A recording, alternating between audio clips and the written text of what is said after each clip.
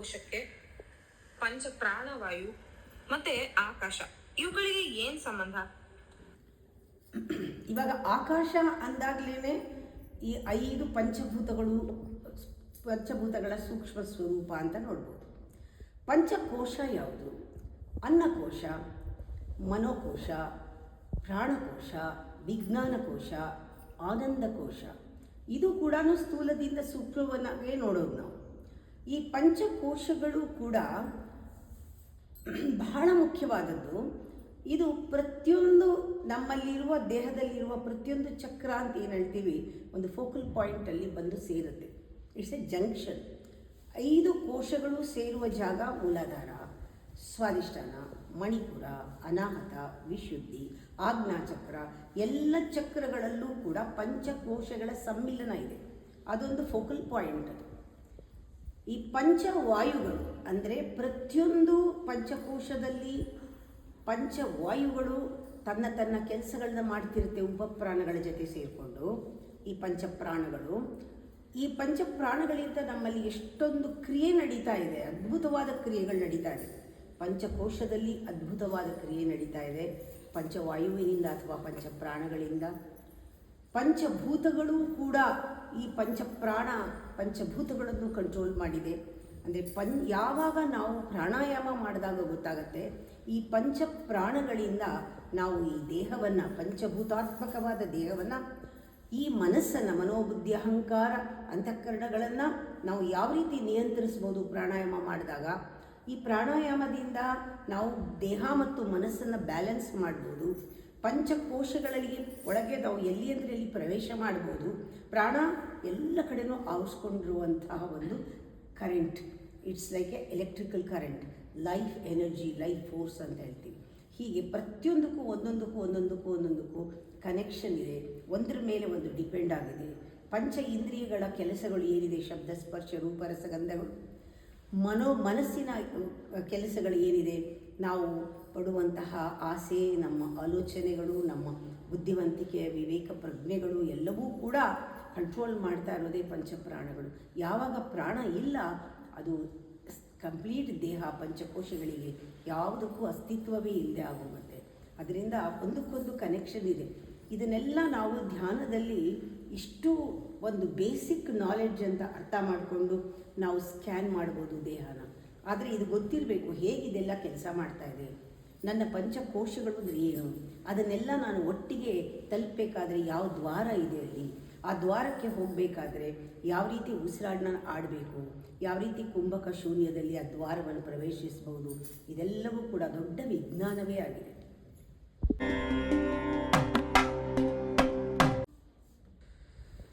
ಅಮ್ಮ, ಇವತ್ತು ನಾವೇನಾದ್ರೂ ಒಂದು ಮಾಡ್ತೀವಿ ಅಂತಂದ್ರೆ ಅದನ್ನ ಸ್ಟೆಪ್ ಬೈ ಸ್ಟೆಪ್ ಮಾಡಿ, ಅವಾಗಲೇ ನೀವು ತುದಿವರೆಗೆ ಅಥವಾ ಶಿಖರದವರೆಗೆ ಅಥವಾ ಟಾಪಿಕ್ ಹೋಗಕ್ ಸಾಧ್ಯ ಅಂತ ಎಲ್ಲಾ ವಿಚಾರಗಳಲ್ಲೂ ಅಂತೀವಿ.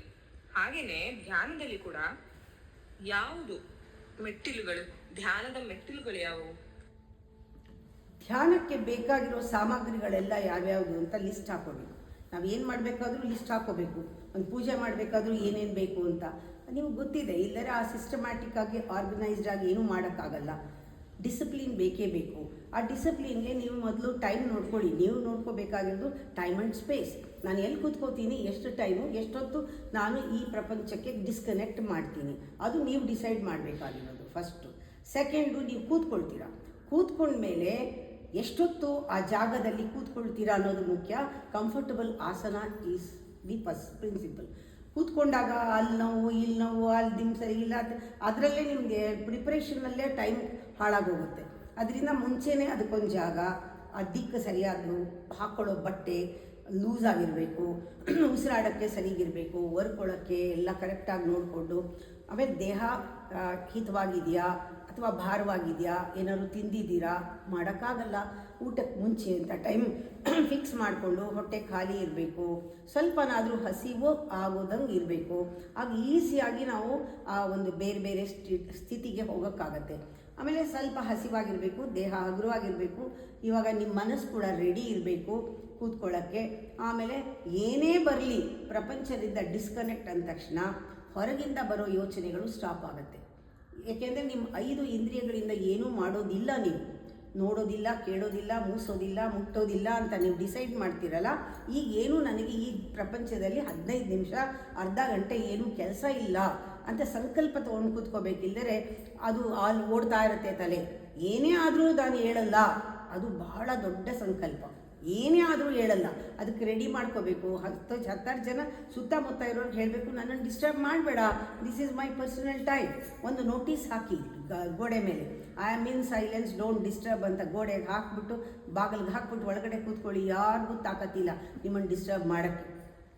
ನೀವು ಯಾವಾಗ ಯಾವುದಕ್ಕೆ ಪ್ರಯಾರಿಟಿ ಕೊಡ್ತೀರಾ ಅದಕ್ಕೆ ಅವರು ರೆಸ್ಪೆಕ್ಟ್ ಮಾಡಲೇಬೇಕು. ಈಗ ಆ ಜಾಗದಲ್ಲಿ ನಿಮ್ಗೆ ಯೋಗ್ಯತೆ ಇಲ್ಲ ಇರೋಕ್ಕೆ, ಅಲ್ಲಿಂದ ಹೋಗ್ತಾ ಇರಬೇಕು. ನೀವು ಫಸ್ಟು ಕೂತ್ಕೋಬೇಕು. ಕೂತ್ಕೊಂಡ ತಕ್ಷಣ ಒಂದು 10-15 ನಿಮಿಷ ಕೂತ್ಕೊಳ್ತೀನಿ ಅಂತ ಕೂತ್ಕೊಳ್ಳೋದೆ ಬಹಳ ದೊಡ್ಡ ಸಾಹಸ.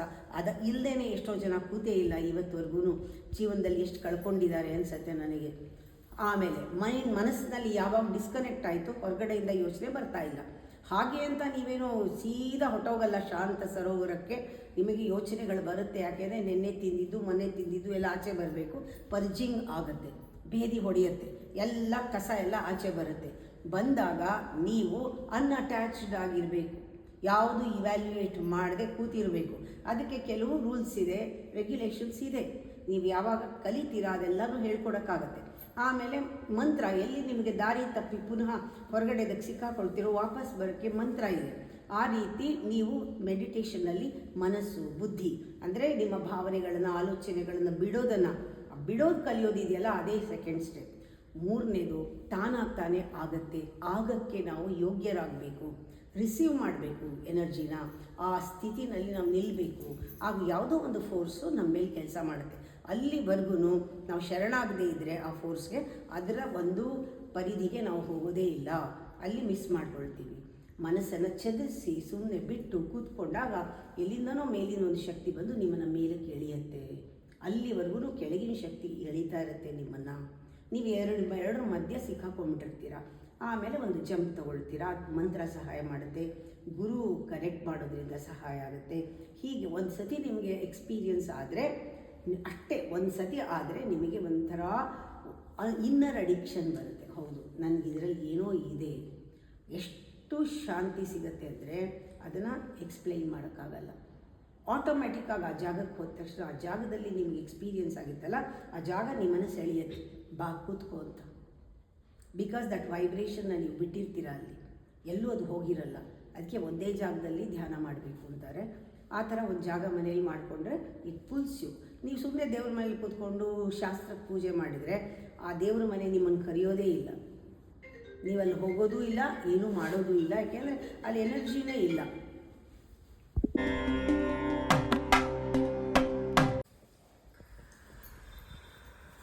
ಅಗ್ನಿ, ಜಲ, ವಾಯು, ಭೂಮಿ ಮತ್ತೆ ಆಕಾಶ, ಇದನ್ನ ನಾವು ಪಂಚಭೂತ ತತ್ವಗಳು ಅಂತ ಕರಿತೀವಿ ಅಮ್ಮ. ಈ ಪಂಚಭೂತ ತತ್ವಗಳಲ್ಲಿ ಯಾವುದಕ್ಕೆ ಹೆಚ್ಚಿನ ಶಕ್ತಿ ಇದೆ? ಪಂಚಭೂತಗಳು ಅಂತ ಕರಿತೀವಿ. ಪ್ರತಿಯೊಂದಕ್ಕೂ ಒಂದೊಂದು ಪ್ರಿನ್ಸಿಪಲ್ ಅಂತಾರೆ, ತತ್ವ ಇದೆ. ಭೂತತ್ವ, ಜಲತತ್ವ, ಅಗ್ನಿತತ್ವ, ವಾಯುತತ್ವ, ಆಕಾಶ ತತ್ವ. ಇದಕ್ಕೂ ಸೂಕ್ಷ್ಮವಾದ ತತ್ವಗಳು ಮನೋತತ್ವ, ಬುದ್ಧಿತತ್ವ. ಅದಕ್ಕೂ ಮೀರಿದ್ದು ಆ ಒಂದು ಕಾನ್ಷಿಯಸ್ನೆಸ್ ಅಂತ ಹೇಳ್ತೀವಿ. ಇಲ್ಲಿ ಎಲ್ಲವೂ ಸೇರಿಕೊಂಡಿದೆ. ಅದು ಮಹಾನ್ ಶಕ್ತಿ, ಅದು ಮ್ಯಾಕ್ರೋ ಮೈಂಡ್ ಅಂತ ಹೇಳ್ತೀವಿ. ಅದನ್ನು ನಾವು ಇವಾಗ ಗಮನಿಸಬೇಕಾಗಿದ್ದು ಪಂಚಭೂತ. ಪಂಚಭೂತದಲ್ಲಿ ಯಾವುದು ಅತಿ ಸೂಕ್ಷ್ಮವಾದದ್ದು, ನಮ್ಮ ಕೈಗೆ ಸಿಗದೇ ಇರೋದು. ಸ್ಥೂಲದಿಂದ ಸೂಕ್ಷ್ಮಕ್ಕೆ ಹೋದಾಗ ನಮಗೆ ಆ ಪವರ್ ಗೊತ್ತಾಗುತ್ತೆ. ಹಾಗೆಯೇ ಭೂತತ್ವ ಅಂದರೆ ನಾವು ಭೂಮಿಯಲ್ಲಿ ವಾಸನೆ ಅದರ ಪ್ರಿನ್ಸಿಪಲ್ ಆದರೆ ಅದಕ್ಕೆ ಒಂದು ಲಿಮಿಟ್ ಇದೆ.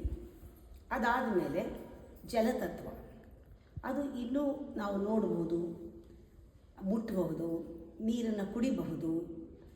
ಭೂತತ್ವ ಮತ್ತು ಜಲತತ್ವ ನಮ್ಮ ಇಂದ್ರಿಯಕ್ಕೆ ಗೋಚರವಾಗುತ್ತೆ, ಸಿಗುತ್ತೆ.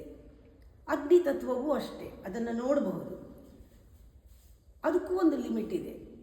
ವಾಯುತತ್ವ ಫೀಲ್ ಮಾಡ್ತೀವಿ, ಕಣ್ಣಲ್ಲಿ ನೋಡೋಕ್ಕೆ ಹಿಡ್ಕೊಳ್ಳೋಕ್ಕಾಗಲ್ಲ, ಗಾಳಿ. ಈ ವಾಯುವಿನಲ್ಲಿ ಅಗ್ನಿಯೂ ಇದೆ, ಜಲವೂ ಇದೆ, ಭೂತತ್ವದ ಗುಣಗಳೂ ಇದೆ. ಇದೆಲ್ಲ ಸೇರಿದೆ ವಾಯುವಿನಲ್ಲಿ. ವಾಯು is more subtler powerful than these two. ಇನ್ನೂ ನಾವು ಹೋದಾಗ ನಮ್ಮಲ್ಲಿ ಪಂಚಭೂತದಲ್ಲಿ the fifth element is the ಆಕಾಶ ತತ್ವ, ಈಥರ್, ಸ್ಪೇಸ್. ಇದರಲ್ಲಿ ಎಲ್ಲವೂ ಇದೆ, ಇದರಿಂದಲೇ ಮ್ಯಾನಿಫೆಸ್ಟ್ ಆಗಿ ಇದೆಲ್ಲ ಬಂದಿರೋದು. ಅದರಿಂದ ಮೋಸ್ಟ್ ಪವರ್ಫುಲ್ ಈಸ್ ದಿ ಆಕಾಶ ತತ್ವ, ಶಿವತತ್ವ. ಅದು ಬಹಳ ನಿರಾಕಾರ ತತ್ವ. ಈ ಆಕಾಶದಲ್ಲಿ ಇವೆಲ್ಲವೂ ಅಡಗಿದೆ. ಭೂಮಿಯೂ ಆಕಾಶದಲ್ಲಿ ಅಡಗಿದೆ, ನೀರು ಆಕಾಶದಲ್ಲಿ ಅಡಗಿದೆ, ಅಗ್ನಿಯೂ ಆಕಾಶದಲ್ಲಿ ಅಡಗಿದೆ, ವಾಯುವೂ ಆಕಾಶದಲ್ಲಿ ಅಡಗಿದೆ. ಈ ಆಕಾಶ ಅನ್ನೋ ತತ್ವ ಇದೆಯಲ್ಲ, ಇದು ಇಟ್ಸ್ ಜಸ್ಟ್ ಇಲ್ಯೂಷನ್ ಮುಗಿದ ಮೇಲೆ ಸತ್ಯನ ತಲುಪೋದಕ್ಕೆ ಒಂದು ಜಂಪಿಂಗ್ ಬೋರ್ಡ್ ಥರ. ಅದನ್ನು ದಾಟಿದರೆ ಸತ್ವಕ್ಕೆ ಹೋಗೋದಕ್ಕೆ ಈ ಆಕಾಶ ತತ್ವ ಬಹಳ ಸಹಾಯ ಮಾಡುತ್ತೆ, ನಾವು ಸ್ಥೂಲದಿಂದ ಸೂಕ್ಷ್ಮಕ್ಕೆ ಪ್ರಯಾಣ ಮಾಡೋದಕ್ಕೆ.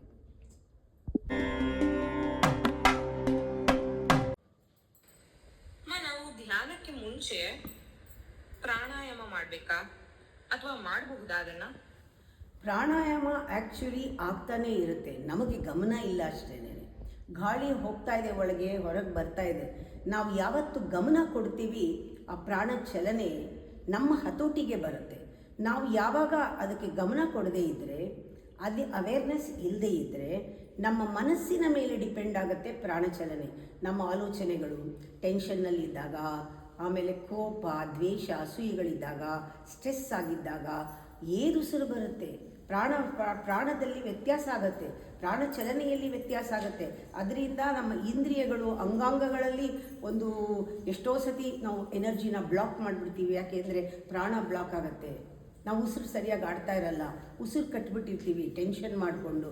ಹೀಗೆ ನಮ್ಮ ಹತೋಟಿನಲ್ಲಿ ಇರಲ್ಲ, ದೇಹನೂ ನಮ್ಮ ಹತೋಟಿನಲ್ಲಿರಲ್ಲ, ಮನಸ್ಸು ನಮ್ಮ ಹತೋಟಿನಲ್ಲಿರಲ್ಲ. ಆಗ ಪ್ರಾಣವನ್ನು ನಾವು ಹತೋಟಿನಲ್ಲಿ ಇಟ್ಕೊಳ್ಳೋಕ್ಕಾಗೋದಿಲ್ಲ. ಅದರಿಂದ ಪ್ರಾಣಾಯಾಮ ಯಾವಾಗಲೂ ಸಹಜವಾಗಿ ನಡೀತಾ ಇರುತ್ತೆ, ಅದು ರಿದಮಿಕ್ಕಾಗಿ ನಡೀತಾ ಇರುತ್ತೆ.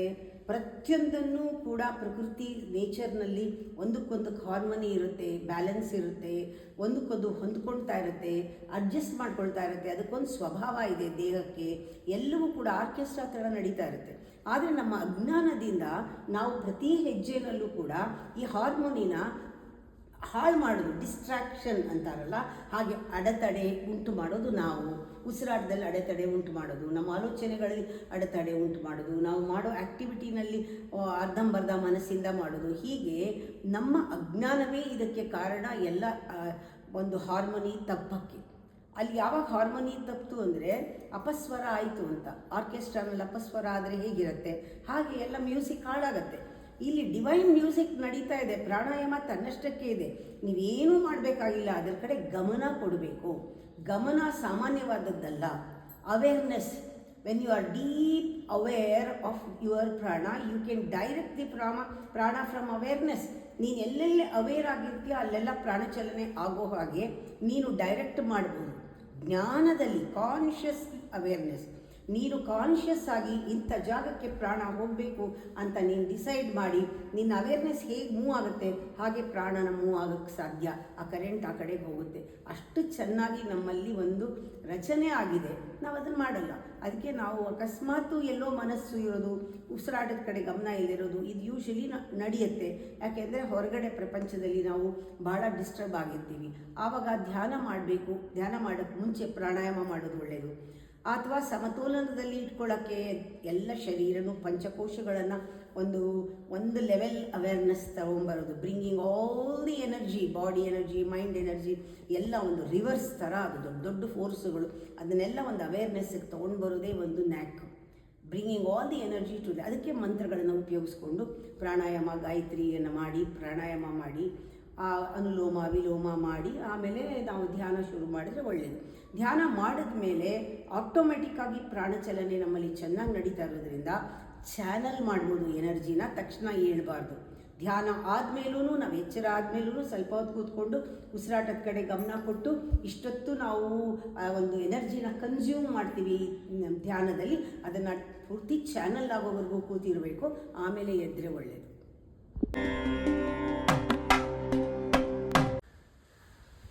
ಈಗ ನಾನು ಧ್ಯಾನವನ್ನ ಮಾಡಬೇಕು ಅಂತಂದ್ರೆ ನನ್ನ ಮಾನಸಿಕ ಹಾಗೆ ದೈಹಿಕವಾಗಿ ಏನ್ ಸಿದ್ಧತೆಗಳನ್ನ ಮಾಡ್ಕೋಬೇಕು ನಾನು?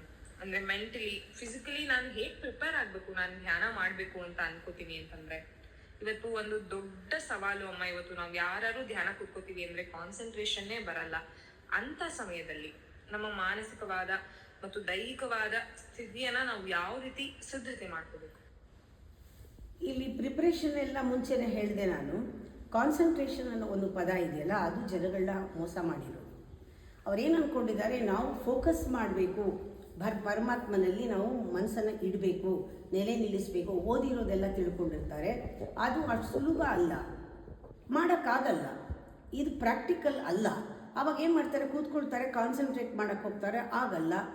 ಯಾಕೆಂದರೆ ಆ ಕಾನ್ಸಂಟ್ರೇಷನ್ ಕೂಡ ಒಂದು ವಿಜ್ಞಾನ, ಅದು ಅಲ್ಲಿ ಕೂಡ ಒಂದು ಸಾಧನೆ ಅದು. ಆದರೆ ನೀವು ಬುದ್ಧಿಗೆ, ನಿಮ್ಮ ಮನಸ್ಸಿಗೆ ಹೆಚ್ಚು ಶಕ್ತಿಯನ್ನು ಕೊಟ್ಟು ಅದನ್ನು ಒಂದು ಕಡೆ ನಿಲ್ಲಿಸಬೇಕಾಗತ್ತೆ. ಇದೆಲ್ಲನೂ ಸರ್ಕಸ್ಸು. ಅಂದರೆ ಇದು ಸೈನ್ಸ್ಗೆ ಒಗ್ಗತ್ತೆ. ಸೈನ್ಸು ಡಿಪೆಂಡ್ ಆಗಿರೋದೇ ಕಾನ್ಸಂಟ್ರೇಷನ್ನಿಂದ, ಫೋಕಸ್ಸಿಂದ, ಏಕಾಗ್ರತೆಯಿಂದ. ಇದೆಲ್ಲ ಪದಗಳು ಮೆಡಿಟೇಷನ್ಗೆ ಸೂಟ್ ಆಗೋದಿಲ್ಲ. ಆದರೆ ಅದು ಬಳಕೆಯಲ್ಲಿ ಬಂದುಬಿಟ್ಟಿದೆ. ಕಾನ್ಸಂಟ್ರೇಷನ್, ಏಕಾಗ್ರತೆ, ಫೋಕಸಿಂಗ್ ಅಂತ ಒಂದು ಕಡೆ ನಿಲ್ಲಿಸೋದು, ಒಂದು ಪಾಯಿಂಟು ನಿಲ್ಲಿಸೋದು, ಅದೆಲ್ಲನೂ ಕಲ್ಪನೆ ಅಷ್ಟೇ. ಅದು ಭ್ರಮೆ. ಕಾನ್ಸಂಟ್ರೇಷನ್ ಅಂದರೆ ಡೈಲ್ಯೂಟ್ ಆ್ಯಂಡ್ ಕಾನ್ಸಂಟ್ರೇಷನ್ಗೆ ಹೋಗಿ. ಮೈಂಡ್ ಶುಡ್ ಕಾನ್ಸಂಟ್ರೇಟ್ ಅಂದರೆ ಮೈಂಡ್ ಶುಡ್ ಕನ್ಸಾಲಿಡೇಟ್. ನಿಮ್ಮ ಮನಸ್ಸು ಈಗ ಹೇಗಿದೆ, ಕಾನ್ಸಂಟ್ರೇಟ್ ಮಾಡೋಕ್ಕಾಗತ್ತಾ? ಇಲ್ಲ, ಒಪ್ಕೊಳ್ಳಿ. ಚದುರಿದೆ. ಎಷ್ಟು ಕಡೆ? ನಾನಾ ಕಡೆ ಚದುರಿದೆ, ಒಂದು ಕಡೆ ಅಲ್ಲ. ಒಂದು ಯೋಚನೆ ಬರ್ತಾ ಇಲ್ಲ ನಿಮಗೆ, ಒಂದೊಂದು ಚೂರು ಏನೇನೋ ಬರುತ್ತೆ. ಯಾವುದೂ ಪೂರ್ತಿ ಇಲ್ಲ, ಯಾವುದಕ್ಕೂ ಬೇಸ್ ಇಲ್ಲ, ಯಾವುದಕ್ಕೂ ಪ್ರಾರಂಭ ಇಲ್ಲ, ಯಾವುದಕ್ಕೂ ಮುಗಿವಿಲ್ಲ. ಏನೋ ಬರ್ತಾನೆ ಇದೆ. ಅಲ್ಲಿ ಯಾವತ್ತೋ ಅರ್ಧ ಆಗಿದ್ದು ಮತ್ತೆ ಬರುತ್ತೆ, ಅದು ಮರೆಯುತ್ತೆ, ಇನ್ನೊಂದು ಬರುತ್ತೆ, ಇನ್ಯಾರೋ ಹೇಳ್ತಾರೆ, ಆ ಕಡೆ ಹೋಗುತ್ತೆ. ಹುಚ್ಚು ಮನಸ್ಸದು, ಹುಚ್ಚು ಕೋಡಿ ಮನಸ್ಸು ಚದುರಿದೆ. ಅಂಥದ್ರಲ್ಲಿ ಕಾನ್ಸಂಟ್ರೇಷನ್ ಹೇಗೆ ಮಾಡ್ತೀರಾ? ಸಾಧ್ಯವೇ ಇಲ್ಲ. ಕಾನ್ಸಂಟ್ರೇಷನ್ ಪಕ್ಕ ಇಟ್ಬಿಡಿ. ನಿಮ್ಮ ಅರ್ಥದ ಕಾನ್ಸಂಟ್ರೇಷನ್. ನಾನು ಹೇಳೋ bring all the bits, all the fragments together. First ಮನಸ್ಸನ್ನು ಒಟ್ಟಿಗೆ ತಗೊಂಡು ಬರೋದೇ ಧ್ಯಾನ ಅಂದ್ಕೊಳ್ಳಿ. ನಿಮ್ಮ ಮನಸ್ಸು ಚದುರಿದೆ, ಎಲ್ಲ ಕಡೆನೂ ಚದುರಿದೆ. ಯಾವುದರಿಂದ ಚದುರಿದೆ? ಕಣ್ಣು ನೋಡಿ ಚದುರಿಸಿದೆ, ಕಿವಿ ಕೇಳಿ ಚದುರಿಸಿದೆ, 5 ಇಂದ್ರಿಯಗಳು ನಿಮ್ಮ ಮನಸ್ಸನ್ನು ತುಂಡು ಮಾಡಾಕ್ಬಿಟ್ಟಿದೆ. ಪ್ರಪಂಚದ ವಸ್ತುಗಳ ಜೊತೆಗೆ ಅದು ಹೊಟ್ಟೋಗಿದೆ, ಸೇರ್ಕೊಂಡ್ಬಿಟ್ಟಿದೆ. ಇವಾಗ ಏನು ಮಾಡಬೇಕು? ಬ್ರಿಂಗ್ ಆಲ್ ದಿ ಎನರ್ಜಿ, ಅಂದರೆ all the mind, fragmented mind together. ಇಷ್ಟೇ. ಅದಕ್ಕೇನು ಹೇಳ್ತಾರೆ? Consolidating the mind. First bring the mind together, ಇದನ್ನು ಕಾನ್ಸಂಟ್ರೇಟ್ ದಿ ಮೈಂಡ್ ಅಂತ. No dilute mind. ಡೈಲ್ಯೂಟ್ ಮೈಂಡಲ್ಲಿ ಏನೂ ಮಾಡೋಕ್ಕಾಗಲ್ಲ, ಅದು ಬರೀ ಪರಿಧಿನಲ್ಲೇ ಕೆಲಸ ಮಾಡುತ್ತೆ. ಒಂದು ಸೆಂಟರ್ಗೆ ಎಲ್ಲ ತಂದು ಬೀಳಬೇಕು. ಮೊದಲು ಎಲ್ಲನೂ ತಂದು ಹಾಕೋದಕ್ಕೆ ನಿಮಗೆ ಕನ್ಸಾಲಿಡೇಟಿಂಗ್ ದಿ ಮೈಂಡ್ ಅಂತಾರೆ. ಇದು ಕಾನ್ಸಂಟ್ರೇಷನ್ ಅಲ್ಲ, ಕನ್ಸಾಲಿಡೇಟಿಂಗ್ ದಿ ಮೈಂಡ್. ಅಂದರೆ ಅರ್ಥ, ನೀವು ಒಂದೊಂದು ವಿತ್ಡ್ರಾ ಮಾಡಬೇಕು. ಎಲ್ಲೆಲ್ಲ ಅಂಟ್ಕೊಂಡಿದ್ರು ಎಲ್ಲ ಬಿಚ್ಕೊಂಡ್ರೆ ಎಲ್ಲ ಬಂದು ಒಂದು ಕಡೆ ಕೂತ್ಕೊಳ್ಳುತ್ತೆ. ಇದು ಆಟೋಮ್ಯಾಟಿಕ್ ಆಗುತ್ತೆ. ನೀವು ಮಾಡಬೇಕಾಗಿರೋದೇನು? ವಿತ್ಡ್ರಾ, ದಟ್ ಈಸ್ ಡಿಸ್ಇಂಟ್ರೆಸ್ಟ್, ಉದಾಸೀನ. ಇದು ನನಗೆ ಬೇಡ, ಈಗ ನಾನೇನು ಕೇಳಲ್ಲ, ಸ್ವಲ್ಪ ಹೊತ್ತು ನಾನೇನು ನೋಡಲ್ಲ, ನಾನೇನು ಮಾತಾಡಲ್ಲ, ನಾನು ಯಾರ ಜೊತೆನೂ ಇರಲ್ಲ, ನನಗೇನು ಬೇಡ, just let go, withdraw all the senses, 5 senses. Immediately ಆ ಮನಸ್ಸಿಗೆ ಕೆಲಸ ಇಲ್ಲ, ಅದು ಕೂತ್ಕೊಂಡು ಎಲ್ಲ ಒಂದು ಕಡೆ ಬಂದು ಒಳಗಡೆ ಹೋಗಿ ಒಳಗಡೆದೆಲ್ಲ ತೆಗೆದಾಕಕ್ಕೆ ನೋಡುತ್ತೆ. ನೀವು ಅದಕ್ಕೂ ತಯಾರಿಲ್ಲ. ಈಗ ನೀವು ಒಳಗಡೆಯಿಂದ ಏನು ತೆಗೆದಾಕಿದ್ರು ನೀವು ಪಾಸ್ಟನ್ನು ಬಿಟ್ಬಿಟ್ಟಿದ್ದೀರಾ. That is a second stage. ಮನಸ್ಸು ಒಳಗೇನಿದೆ ಎಲ್ಲನೂ ಕಸ, ಎಲ್ಲನೂ ನನ್ನ ಕರ್ಮ, ಎಲ್ಲ ನಾನು ಹಿಡಿದಿಟ್ಕೊಂಡಿರೋದು. ಇಷ್ಟು ವಿವೇಕನಾದರೂ ಬೇಕಲ್ವಾ? ಈಗ ಬರೋದೇ ನನಗೆ ಬೇಡ ಅಂತ ಬಿಟ್ಟಿದ್ದೀನಿ ನಾನು. ಒಳಗಡೆ ಸೇರ್ಕೊಂಡ್ಬಿಟ್ಟಿದೆ. ಒಳಗಡೆ ಹೋಗಿ ಕರ್ಮ, ನನ್ನ ಅಭ್ಯಾಸಗಳಿಂದ ಈಗ ನಾನು ಅದನ್ನೂ ಕೂಡ ಬಿಟ್ಬಿಡ್ತೀನಿ.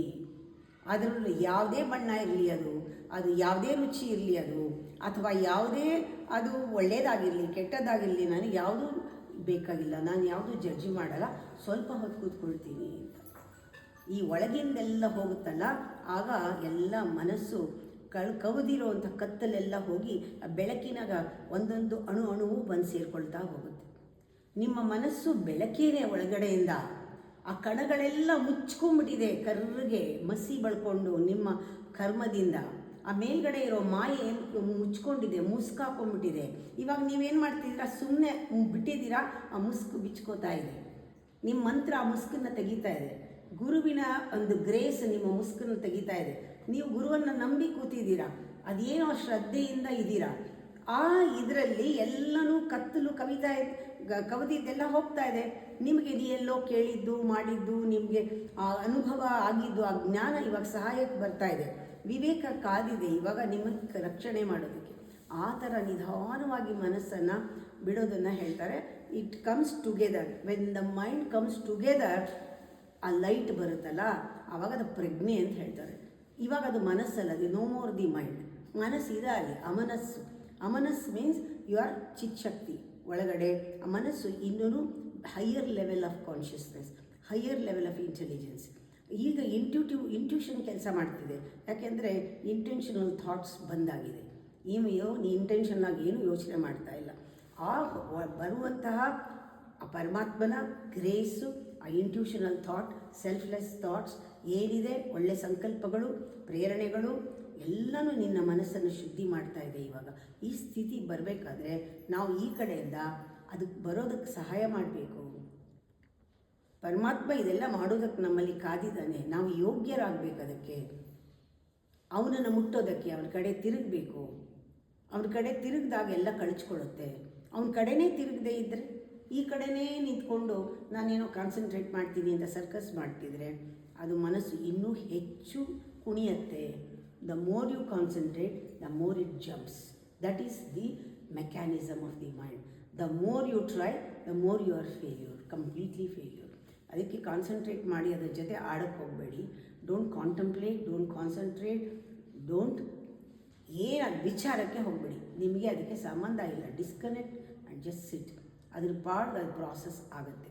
ಆ ಪ್ರಾಸೆಸ್ ಆದಮೇಲೆ ನಿಮಗೆ ಗೊತ್ತಾಗುತ್ತೆ ಬಿಟ್ಟು ಕೂತ್ಕೊಳ್ಳೋದು ಎಷ್ಟು ಇಂಪಾರ್ಟೆಂಟ್. ಇಷ್ಟು bypass it is very very very easily.